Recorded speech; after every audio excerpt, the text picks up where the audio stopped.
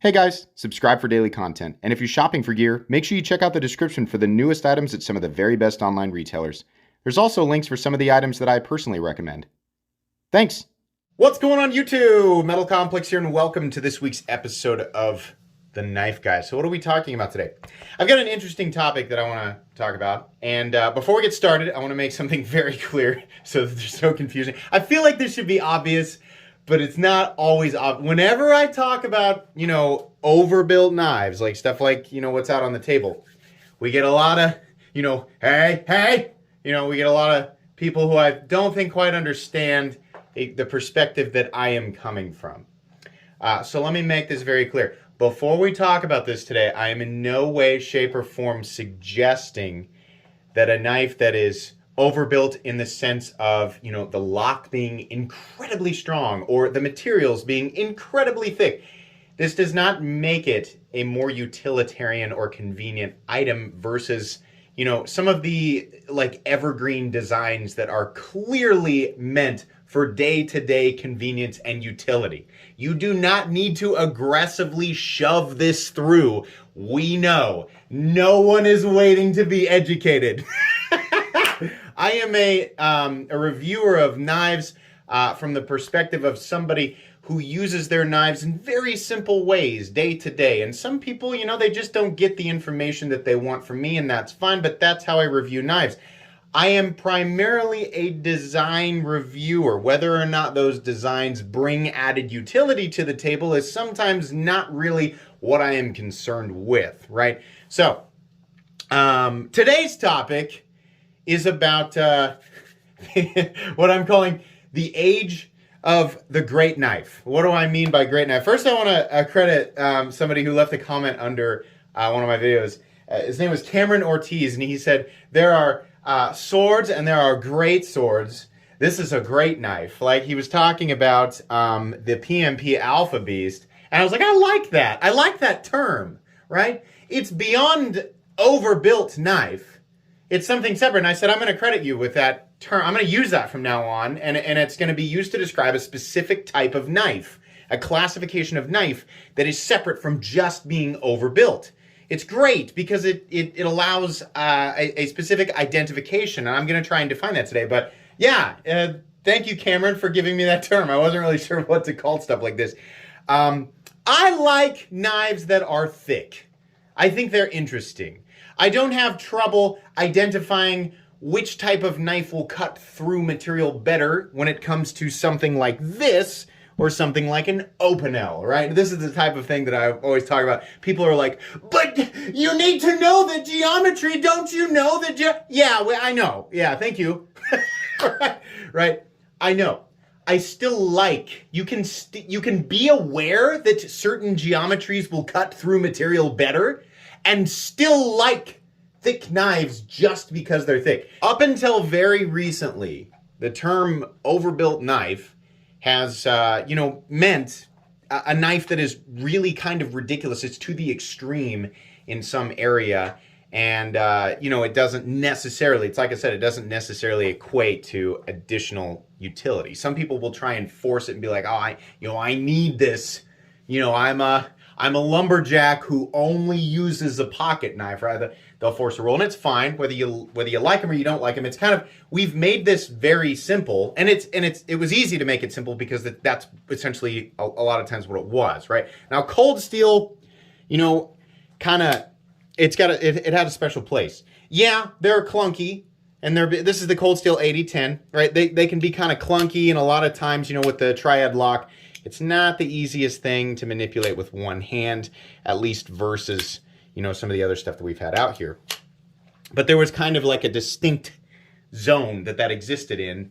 And then there was, more of the like, oh, well, it's the refined, it's got the flipper and it's got the bearings and it's got the nice finishes, and right? And there were people who kind of liked more of the heavy duty stuff, right? Whether it was cold steel or just something like something big like a Medford or whatever, they kind of took pride in this whole it doesn't need no fancy this or that. It doesn't need it. It's straight to the point. Getting the job done. Yeah. Can you imagine like a Wrangler commercial or a Ford commercial? Don't worry about all the extra nonsense. What you need are the essentials. Get the job done with the cold steel triad lock. Yeah. Okay, that's fine. If you like stuff like that and it makes you feel good about it, then that's fine. All right. I'll make fun of anybody, including myself, right? But it's just that's an easy target. Separated. We had this sort of black and white view of these things in these different these different areas. Now we have these really interesting hybridizations. And I think some people, are going to have trouble accepting that this is the thing now. But I remember, seeing these big, crazy, aggressively overbuilt custom knives a long time ago. And they were always kind of the same type of thing. They didn't really look it was very different than looking at a Chris Reeve knife, right? Or a Hinderer knife.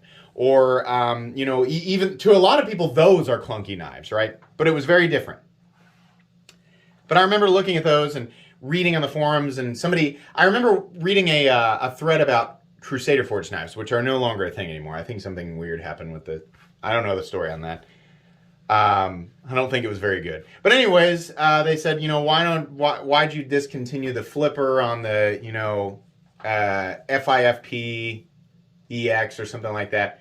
And he was talking about how massive the blade was swinging back around, and how the impact on the stop pin, the single stop pin, was so much that it was causing the lock bar to wear in, which is already, and obviously, proper geometry and a lot of other elements can help alleviate issues that would arise from this. But everything was so big, and the weight of the blade and the impact was causing issues, right? And it took a little bit for some of these companies to figure this stuff out.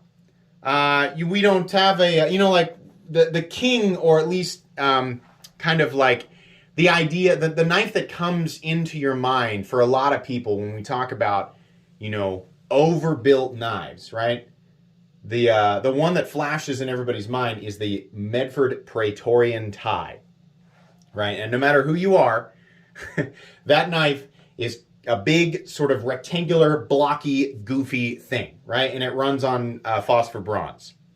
And, there's all these reasonings why, well, you can't, if you put bearings in a knife like this and blah, blah, blah, whatever. And it just kept that knife and other knives like it in this very specific space where people could easily classify them as, right, either extremely durable, utilitarian, but not ultra pretty cutting apparatuses. What's the plural form of apparatus? I don't know. Or if you're on the other end of the spectrum, just totally nonsense, overbuilt for the sake of being overbuilt, basically novelty, right? But it was easy, right? It's just kind of all fit into this neat little package. Now, we have some companies who have figured out how to combine a lot of these elements. And make things that are a little bit of both, right? The PMP Alpha Beast is definitely, still like a pretty big blocky kind of thing. But what's interesting about it is that it does run on bearings, and that it is very smooth. And anybody who holds one of these, right, it's easy to look at it on the screen and think, oh, it's this big, clunky, stupid object. But if you've got it in hand and you take a close look at it, it's actually extremely well machined. Not an enormous amount of detail, but extremely well machined, right? The Artisan Cutlery and Todd Begg Citadel, or the War Junkie Citadel, which is the production Citadel, is also kind of a big, a lot of people might not know this, but here's a Medford 187, which is a notoriously big, chunky, what a lot of people would call overbuilt. And we are looking at essentially the same, between the liner and the titanium scale, same thickness of total scale material and same thickness of blade, right? But this is a lot more, and again, I'm not saying that any specific element is bringing any specific level of added utility to the table. I know, I gotta keep saying it. I'm saying that this refinement can exist, right? This sort of, these elements that we would not expect to see in overbuilt knives we're starting to see them, right? in some of these builds. This has a flipper tab, and it runs on bearings and is very smooth, right? But this is not the most extreme example of this.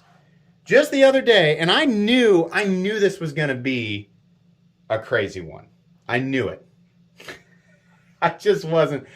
It was so bizarre to be handling elements from both ends of the spectrum in one knife. And I mean truly, I've experienced hints of this in the past, right?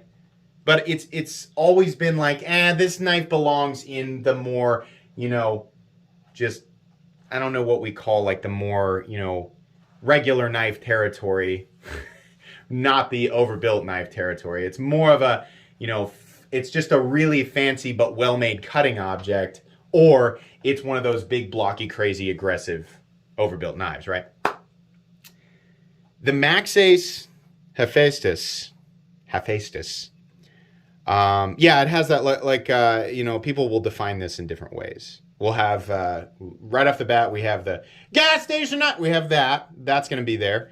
And then we have, people who will notice that the machining on this is ridiculous. And it is, it's tenfold if you hold it, right? Tenfold. A lot of people will say, it looks really robotic, or you get different emotions from the aesthetic, right? And whatever your feelings about the aesthetic that's aside from the point that I'm making here. This knife has everything that a truly overbuilt knife would have. And I mean, when it comes to the extremeness of the lock, when it comes to the geometry and just thickness of the materials, right? Whatever. It has all of that. It is a big, chunky, heavy, meaty knife that is absolutely... Gee, man. That really is still getting me every time I open this thing. It has all of that. And I want to point this out. I'll point it out in the review. Let me point out the number of contact points for this bad boy. Here is the stop pin, right? And here is the tang of the blade, which, by the way, is close to 1/4 inch. This thing is, and for some people it might be hard to believe, but this thing is about the same, like in terms of the scale dimensions and the blade dimensions, it's about the same thickness as a Praetorian tie, right? This guy right here, the PMP Alpha Base, is way bigger. But this is about the same. The number of contact points, right? We have the stop pin back here, which is definitely oversized. We have the shouldering here. And then we have 2 additional, I don't know that I have seen this exactly before. These are also contacting the frame. These are stops. It is 100% contacting the frame. We have 3 points of contact here. 3. And then we have the frame lock. Now, on top of this, if you wanted to, you could spin this little this adjustable over travel down, which does increase the tension of the lock bar. This guy can go all the way down and keep this from moving over, which is another sort of feature that's keeping everything together. And then beyond that, you can put this pin in here. This has everything and beyond what a triad lock has. And to be, again, to drive this point home, I don't think anyone really needs the triad lock. I think there are very few natural circumstances where the strength of the triad lock is necessary, right? I think in the rarest of circumstance, should you demand such an insane amount of abuse from your pocket knife, but it does occur sometimes for some people, and maybe that has worked out. This is so far beyond what anyone ever needs, right? So we have all of this. Big, robust blade stock, big, robust scale materials, right? Blah, blah, blah. It's got all that. It's got the locking, this and that. But then it is also... it is also extremely refined, and it actually has a very well done cutting edge. This knife will slice and cut and perform. And while it, you definitely, it's not like, this is a knife that, it's like, well, everything your Opinel can do, then this can do better. No, but it's really interesting to have all of these crazy elements that have always kind of been exclusive to just the blocky goofball kind of blah. No, it's got all those things. It's weird, and then it has elements of a knife that is much more refined. Elements that I would never expect to see on such an overbuilt knife, right? Now, if you can't get around the aesthetics and you're like, it's still a big blocky doodly bobbly beebly, right? Imagine with me then for a second. Let's get rid of all these robotic lines. Let's get rid of all this, blah, blah, blah. Let's get rid of all this. And then add a different finish to it, right? Add some orange peel and then mirror polish these areas in here, right? Get rid of any line where the aesthetic makes you think one-sided, like this is just this big, crazy, overbuilt monstrosity, and then add finishes that would be, not 100% exclusive, but, more exclusive to like the more refined knife territory, right? Whatever you need to do, it can be done. It's just the finish and the, the way that the aesthetic milling is done that might be making you think that way. But truly, that Max Ace Hephaestus is such an odd combination of refinement and overbuiltness, right? It is still a massively heavy and for the most part inconvenient, right? Unless you're like outdoors and you're doing a bunch of hard, but that thing really is hardcore. The biggest downside to it is the overall size and weight, but everything else about it actually works really well, right? So it's so weird to see those things combined. And to come full circle here, this is the type of knife that I would define as a Greatknife, right? I mean, it's not the big clunky overbuilt. It's not the same classification as like where I would put a Medford knife, but it's also not like something that I would, it's obviously not something like this, like the Reich Lamella, or like a Chris Reeve knife, but the aesthetic is different. It's different here, right? We have smoother, more flowy lines here, and these are a little bit more aggressive. But the execution of materials and the quality of machining on these things is the same. The amount of detail and the amount of precision work that went into these designs and the amount of innovation that went into these designs is arguably the same, right? And I know I'm going to have people disagreeing with me, but try to understand where I'm coming from here. These are both incredibly impressive when it comes to the amount of precision machining that went into them. It is so weird. It's so much easier for me to look at this and be like, wow, this is amazing. I've never seen this type of, this real flowy, beautiful, design work. And obviously the amount of machining that went into it is so, it's easy. It's, even though this was something that I had not really ever experienced before, it was still easy for me to classify it as like, the type of knife that it is. And it, in the same sense, it's easy for me to look at this and go, yeah, this is just overbuilt for the sake of being overbuilt, and it's fun, and it's refined, but it not refined in the same way as this, right? And then it's like Max Ace took those two things and was like, let's do this. It's weird, man. That's what for lack of any other term that I can even remotely think describes this type of stuff accurately, I'm going to call stuff like this a Greatknife. I think that we now exist in the age of great knives. These companies have figured out how to combine these elements. And I'm telling you this because I have had multiple companies, multiple OEMs reach out to me and say, hey, we're doing our own crazy overbuilt knife. What do you think about this? And a lot of them have elements that are like this, right?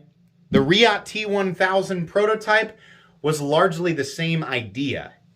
It was ridiculously overbuilt, but it was also stupidly well machined, and it was ridiculous. It was actually durable. And it was not just like, oh, it's thick. No, it had elements that actually backed up the integrity of the knife. Whether or not somebody could naturally, make use of this stuff is another thing, but it's like, it's another thing entirely. But it's interesting that hypothetically, right? Or if you were to really go above and beyond and test this stuff, how much it would actually take, right? Much like it's massively overkill, right? Much like the cold steel triad lock, if we were talking exactly the same dimensions, every other part of the knife would probably break before the lock failed. But at some point, the additional robustness of said material, M390 is probably not the best material for this blade. At some point, you could get the right combination of blade steel composition, thickness of material, right? And enough contact points that it really would survive longer, right? In an extreme, right? And I'm talking literally at that point, to test it, you would need to put the thing in a vise and beat on the back of it with a sledgehammer, or hang 1,000 pounds off the blade, or 1,500 pounds off the blade to prove that it could handle it. But we're still pushing these limits, and they are starting to show up in knives like this that are really refined. This is gorgeously refined. This is just stupid. It's insane, and I like it, right? I don't think anybody needs this. I don't think anybody will ever need this.